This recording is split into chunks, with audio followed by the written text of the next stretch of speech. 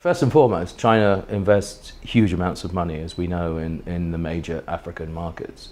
But I think that they will see that there is a willingness to share this learning of embracing consumerism.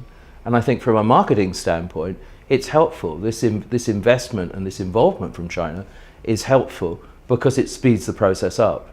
And you know, Africa is going from a situation of where brands were local primarily to now embracing global brands as well. And I think that's where the Chinese experience can be very interesting. I mean, China has embraced a lot of brands that we work with in an amazing way. I mean, Apple, for example, Nissan cars, they've really embraced those brands in China.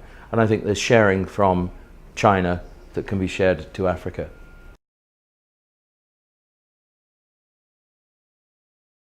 I think it's difficult for global brands to do that. I mean, you know, in the days of social media, it's impossible to be one thing in one place and something completely different elsewhere.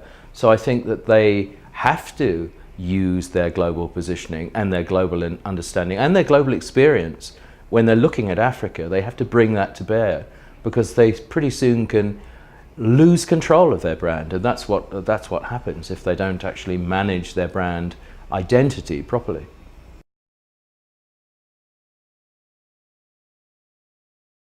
Well, you know, we've always been incredibly strong in South Africa, and therefore we started our push across Africa, I think, a lot earlier than most networks. So we've been established in the key African markets for 10, 15 years, probably in advance of a lot of our clients realizing that there was an opportunity there. So the experience we can bring to bear as early adopters in those markets is very much an on-the-ground, in-depth understanding of what makes those markets tick.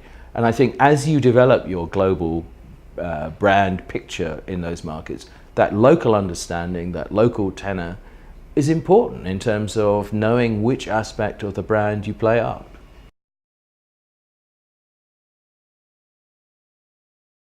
I think it's going to grow rapidly in the next year, but I don't think it's going to be out of control. I don't think it's going to be out of proportion. And I think it's up to us and our clients to manage expectations in those markets, because it's very easy to look at 7, 8, 9, 10% growth numbers if you're sitting in New York or somewhere else and say, okay, this is the future. Well, it is part of the future, but I think we have to manage those expectations so that people are doing the right things in those markets rather than just, as you use your expression, barreling in and expecting everything to be different 1 year on. It's not going to be like that.